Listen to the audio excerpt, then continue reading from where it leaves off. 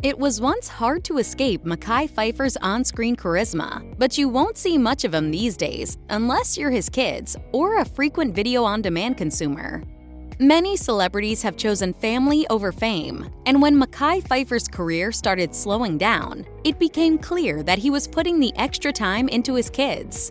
His first son, whom he shares with ex-wife Melinda Williams, arrived in 1999. He welcomed another son in 2007 with his then-partner, Oni Suratha. Phifer then dated NBC creative director Rachel A. Barnes for several years before they tied the knot in 2013. In a 2007 interview with People magazine, the 8 Mile actor spoke about learning to juggle more responsibilities now that he's a father to 2 kids, saying, "It does make you a little bit more focused. Lets you know you're a little bit more mature, a little bit older, and you got things that are important." Phifer has only continued to embrace his role as a father. In 2015, he told Rolling Out that it's of the utmost importance that he's present in his sons' lives, saying, "What I wanted to give my kids that I never had was a father. I never met my father. They have a father that they can identify with. I give them me, so that they know their dad and they can identify with their dad, and they know that their dad is there." After Mekhi Phifer delivered his breakout role in Clockers in 1995, his star only continued to rise. In a 2014 chat with Ebony, he reflected on how that movie shaped his future and laid the foundation for the rest of his career, saying, "When I did Clockers, I didn't even think about having a career in acting. I just thought, wow, this is cool. I get to do a little movie. But it really does affect your selection because you've already set a tone for what you expect of yourself and what people expect of you."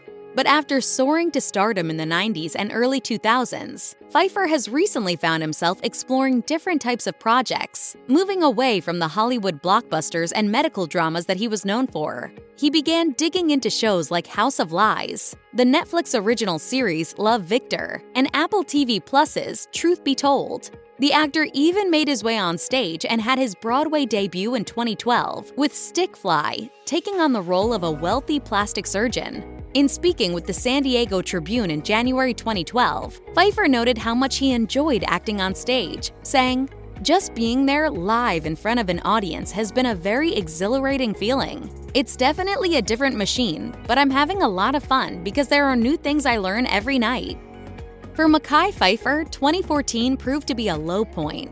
It was reported by TMZ that the actor had sunk into debt totaling about $1.3 million, and he was forced to declare bankruptcy in April of that year. According to the court documents the publication acquired, Phifer had an income of around $7,500 per month, yet he'd been spending about $11,000 every month.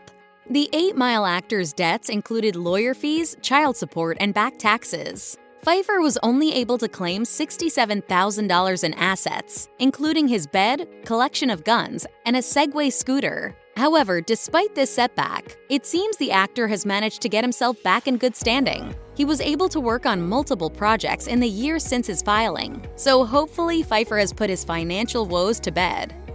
The Divergent movies feature Mekhi Phifer as Max, the former Dauntless leader. Phifer was part of the first installment, which premiered in 2014, and he reprised his role in Insurgent and Allegiant in 2015 and 2016, respectively. In a March 2014 interview with BlackFilm.com, Phifer expressed how thrilled he was to be in the franchise, saying about filming Divergent, "It's interesting because usually when you read a script, you know what your character arc is, from beginning to end, and you play it accordingly. But with this film, I'm part of the unknown. I don't know what to expect and where the character goes." The 4th and final installment, Ascendant, was slated to come out in 2017. However, Lionsgate ultimately pulled the plug after the 3rd film, Allegiant, failed at the box office and was panned by critics. Initially, there was talk of turning the 4th installment into a TV movie, but that was scrapped too. 2016 was a strong year for Mekhi Phifer. He starred in a handful of movies, made an appearance in an episode of Roots, as well as several episodes of Secret City, and landed a role on the CW's Frequency, in which a daughter communicates with her deceased father through a mysterious ham radio. In an August 2016 interview with TV Equals, Phifer explained that it took him time to analyze the script for Frequency and familiarize himself with the time period of the scene he would be shooting in, saying, "That's what I love about acting and doing a multitude of different projects. There's always something new around the bend, and I get to sort of explore and do things I haven't done before. So it does help to have that mindset because yes, it's very intricate for me." Unfortunately, the CW decided to pull the plug on Frequency, despite the series pulling in an impressive 85% audience score on Rotten Tomatoes. Have you lost your damn mind? If it seems like it's been a while since Mekhi Phifer's last appearance on the big screen, there's a reason for that. Over the last decade, almost all of the actor's recent flicks premiered on a streaming service instead of at a theater. Silver screen or not, he's enjoyed making the movies. In a March 2016 interview with the Outline radio show, Phifer chatted about making the VOD movie Pandemic. The feature, which was filmed in a first-person POV style, was an exciting experience for him as an actor, who said of the filming style, "What's really kind of cool about it is that all of the actors kind of had to be our own directors, in a sense that we make through our eyes what we see."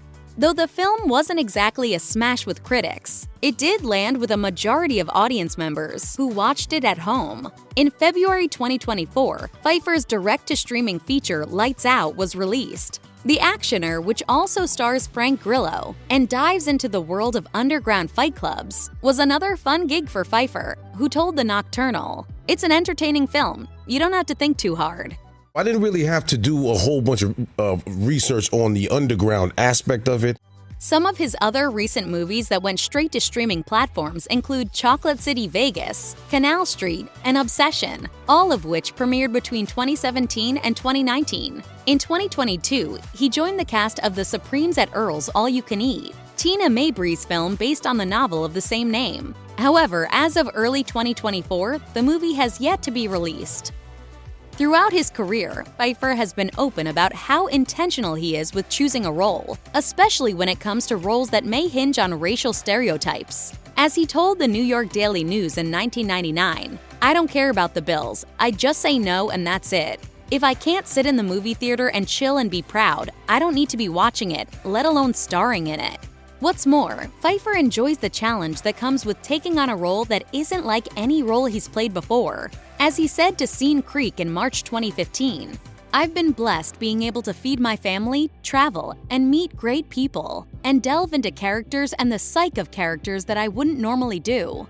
In recent years, Phifer has played a lawyer, a detective, a medic in a zombie apocalypse, a dad to a high schooler, and an ex-con with ties to an underground fight club. While Phifer may like playing different characters, what he doesn't like is playing along with the politics of Hollywood. I'm real simple. I just like to go to work, handle my business, and keep it moving. I'm not trying to play the whole game. Despite his brushes with fame and wealth, Phifer seems to be truly down to earth. The Hollywood veteran has demonstrated his giving nature many times throughout his career. He founded MPIC events with fellow actor Eni Clemens, which hosts themed charity poker events. Phifer participated in the charity series of poker in 2010, helping raise $30,000 for families dealing with a cancer diagnosis. During the pandemic, the actor decided to give back to K-12 teachers. Raised by his mom, who is a teacher in Harlem, Phifer has a special place in his heart for educators. As he told The Griot in October 2020, "To this day, people will stop me and say, 'Hey, your mother, Miss Phifer, was one of my favorite teachers.'" Phifer partnered with Nutri-Grain to donate breakfast bars to teachers, who often pay for their student snacks out of their own pockets. He said, "The company is giving away 1 million bars. That is incredible because teachers are the real superheroes." Mekhi Phifer has been fairly private throughout most of his decade-spanning career. He seems to be much more concerned with being proud of his work and having a happy family than he is with fame. In March 2014, Phifer shared with Ebony some of his hopes for the next 20 years of his life, saying, "My life isn't just this business, so there's so many other things that I like to do. I just want to be able to have the freedom to do all of the things that I want to do." One of the reasons Phifer has managed to stay out of the spotlight for the most part is that he keeps to himself. During an October 2020 interview with The Griot, the Honey actor shared some valuable advice once offered to him by actor and director Sidney Poitier, saying, "He said to me, 'They won't pay to see your movies on Saturday if they see you at the club on Friday.'"